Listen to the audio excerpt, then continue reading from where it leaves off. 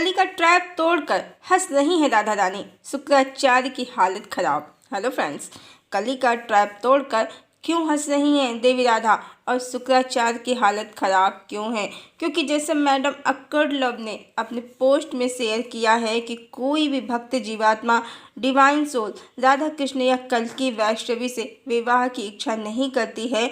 ये सिर्फ demonic souls का कार्य है जो वो युगों से खेल रही हैं, जिसमें बहुत सी ट्विन फ्लेम्स या डिवाइन सोल्स ट्रैप हो गए हैं। तो इस पोस्ट के पब्लिश होते ही कली का ट्रैप आदिशक्ति देवी राधा की ऊर्जा से खंड खंड हो गया है, टूट गया है और शुक्राचार्य की काली माया भी खंड खंड हो गई है। हम पहले भी अपने कई वीडियो में बता चुके हैं कि श्री कृष्ण की पत्नियां सिर्फ कामासक्त जीवात्माएं थी, अन्य कुछ नहीं। रुक्मिणी भी आसक्त जीवात्मा थी और सत्यभामा, जामवंती, मित्रविंदा अन्य स्त्रियां भी मात्र आसक्त जीवात्माएं थीं जो भगवान राम के रूप पर, उनके देह पर कामासक्त हो गई थीं, पर उनके एक पत्नी व्रत के कारण उन्हें पा न सकीं और इन सब की इच्छा ही द्वापर में भगवान के श्री कृष्ण अवतार में पूर्ण हुई। भगवान श्री कृष्ण की कहानी जीवात्माओं के पुनर्जन्म, आसक्ति, इच्छा पूर्ति की ही कहानी है, अन्य कुछ नहीं। अन्यथा परम सत्य यही है कि देवी लक्ष्मी भगवान विष्णु की सनातन अर्धांगिनी है। उनके रहते भगवान का दूसरा विवाह संभव नहीं है। रुक्मिणी सुप्रेखा का पुनर्जन्म है, जिसे हरण भी पसंद था, राक्षस विधि से विवाह भी पसंद था। जगदम्बिका माता लक्ष्मी का स्वभाव नीच नहीं है जो हरण और राक्षस विधि से विवाह का आग्रह वो पत्र में करें। ये षड्यंत्र पत्र था श्री कृष्ण की हत्या का, जिसे रुक्मिणी ने पूर्व जन्म के कर्मों और संस्कारों से प्रेरित होकर ही अपने भाई रुक्मी और मंगेतर शिशुपाल, जो विद्युत जीवा का पुनर्जन्म था, उसके साथ मिलकर लिखा था।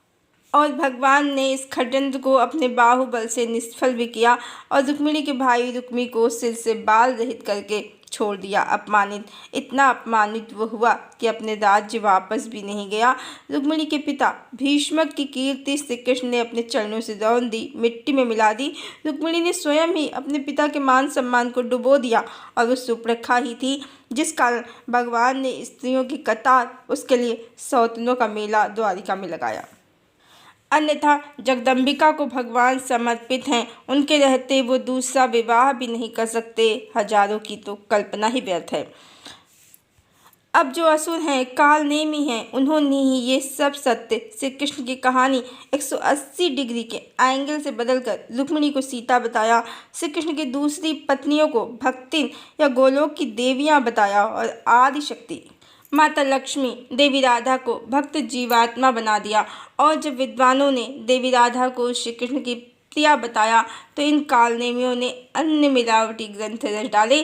ध्यान देने योग्य है, निम्बारकाचार्य, आदि शंकराचार्य, संत सूरदास, संत कृष्णदास गोस्वामी, तुलसीदास, गुरु नानक देव, भक्त हरिदास, संत रस खान, सब ने देवी राधा को ही जगदम्बा कृष्ण प्रिया कहा है।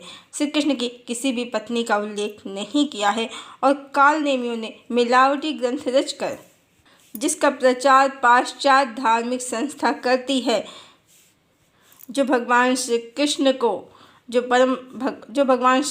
परम भगवान और करोड़ों स्त्रियों वाले गोलोक का स्वामी कहती है, कली की माया का प्रचार किया है। इन ग्रंथों के अनुसार देवी राधा आदिशक्ति या आह्लादनी शक्ति हैं और रुक्मिणी लक्ष्मी हैं, जबकि श्री रामचरितमानस के अनुसार लक्ष्मी और आह्लादनी शक्ति या आदिशक्ति एक ही स्त्री हैं जो देवी सीता हैं, जिनके लिए भगवान एक पत्नी व्रत रखते हैं और जिनके अयोध्या त्याग के बाद भी पुनर्विवाह नहीं करते हैं, सन्यासी सा जीवन जीते हैं।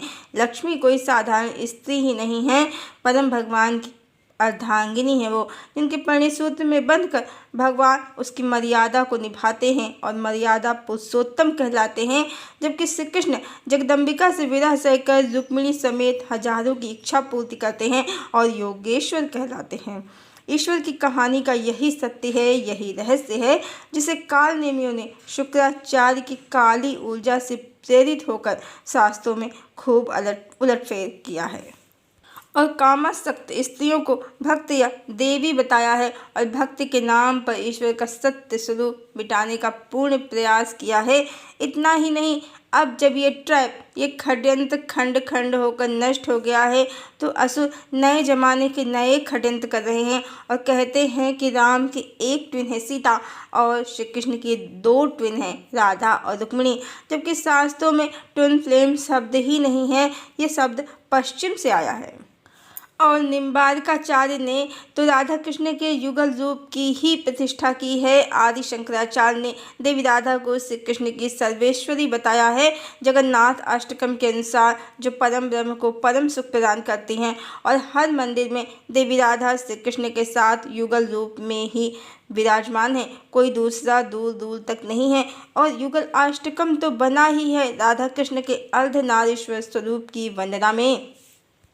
कृष्ण प्रेममयी राधा राधा प्रेममयो हरि, कृष्णस्य द्रविड़म राधा राधाया द्रविड़म हरि, कृष्ण प्राणमयी राधा राधा प्राणमयो हरि, कृष्ण गेहे स्थिता राधा राधा गेहे स्थितो हरि, कृष्ण चित्ते स्थिता राधा राधा चित्ते स्थितो हरि, पीताम्बरा धरा राधा पीताम्बरो धरो हरि, जीवनेन धने नित्यम राधा कृष्ण गतिर्ममा। और श्रीमद् भगवद गीता के अनुसार श्री कृष्ण परम ब्रह्म परमात्मा है जो अर्धनारीश्वर ही हर स्थिति में है। पर ऐसे ट्विन फ्लेम बिल्कुल भी नहीं है कि उनकी दो ट्विन फ्लेम हो जाएं, क्योंकि शिव एक है तो शक्ति भी एक ही है। एक शिव दो शक्ति का परमात्मा में कोई कॉम्बिनेशन ही नहीं है। एक पुरुष दो प्रकृति हो गए तो सृष्टि का संतुलन बिगड़ जाएगा, सब खंड खंड हो जाएगा, ब्रह्मांड खंड खंड हो जाएंगे। वैसे तो परमात्मा शिव और शक्ति की दो फ्लेम से संयुक्त होने के कारण ट्विन फ्लेम जरूर कहे जा सकते हैं, पर स्वयं शक्ति तत्व हैं देवी राधा और शिव तत्व हैं श्री कृष्ण, जिनके मिलन से ही संपूर्ण सृष्टि और सभी जीवधारियों का निर्माण हुआ है, ट्विन फ्लेम का भी।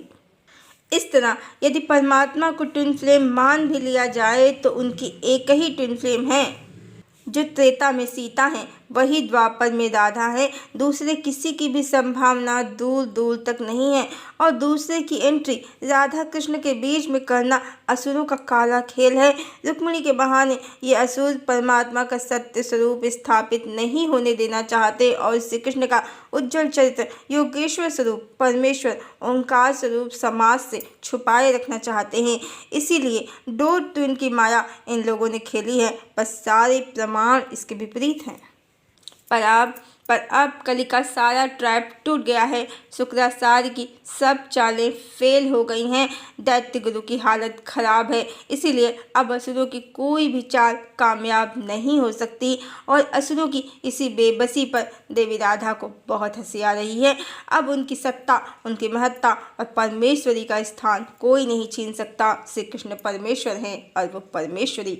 और सबसे महत्वपूर्ण जो ट्विन फ्लेम होता है किसी का, वो बहुत खास होता है। उसके साथ उसके पास होने पर फिर दूसरा कोई नज़र नहीं आता है। पर द्वारिकापुरी धाम में श्री कृष्ण अकेले हैं। रुक्मिणी को मंदिर में स्थान नहीं मिला है और वृंदावन में देवी राधा खासम खास की तरह श्री कृष्ण के साथ विराजमान है। द्वारिका डूब गई है और वृंदावन में तुलसी के पेड़ जो दुनिया में कहीं नहीं पाए जाते हैं, देवी राधा की अखंड सत्ता का पूर्ण आभास कराते हैं। और ट्विन तो बहुत खास होता है। उसके जीवन में होने पर किसी दूसरे पर ध्यान ही नहीं जाता है। जैसे राम देवी सीता के साथ होने पर स्त्रियों की छाया से भी दूर रहते हैं और श्री कृष्ण रुक्मिणी के रहते सत्यभामा, मित्रविंदा, जामवंती, कालिंदी, भद्रा कई राजकन्याओं की लाइन लगा देते हैं। सत्यभामा तो श्री कृष्ण का प्रेम अपने प्रति सबसे अधिक सिद्ध करने के लिए पूरा पारिजात ही श्री कृष्ण से स्वर्ग से मंगा लेती हैं। जब श्री कृष्ण रुक्मिणी को सिर्फ एक पारिजात का पुष्प दे देते हैं। रुक्मिणी को तो श्री कृष्ण ने एक साधारण औसत अर्धांगिनी को जो अधिकार मिलना चाहिए वो भी नहीं दिया है।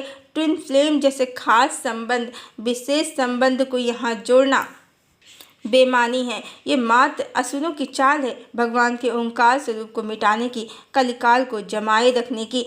एक के बाद एक विवाह अपने आप में प्रमाण है कि रुक्मिणी श्री कृष्ण के लिए जरा भी महत्वपूर्ण नहीं है, बल्कि रुक्मिणी से लेकर 16,108 सभी विवाहों का युद्ध, विवाद और अवैधिक रीति से होना इन सभी स्त्रियों का डेमोनिक एनर्जी होना ही सिद्ध करता है, जिसके कारण ही भोग विलास की नगरी द्वारिका डूब गई। इन असुर स्त्रियों की संतानें काल को प्राप्त हो गईं, जो देवी लक्ष्मी का प्रभाव बिल्कुल भी नहीं है, मात्र और मात्र डेमोनिक एनर्जी का प्रभाव है। और प्रेम की नगरी वृंदावन आज भी अखंड है।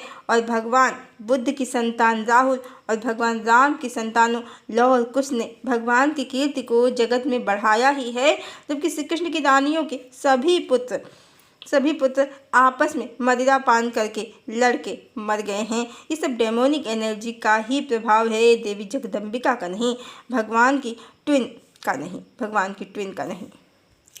अब असुरों की सब चालें नाकाम हो गई हैं। शुक्राचार्य का खेल खत्म हो गया है। शुक्राचार्य की हालत खराब होती जा रही है दिन प्रतिदिन। ऐसे में देवी जगदम्बिका, देवी राधा को हंसी तो आएगी ही। अब असुरों, शुक्राचार्य और कली सबकी माया का नाश हो गया है।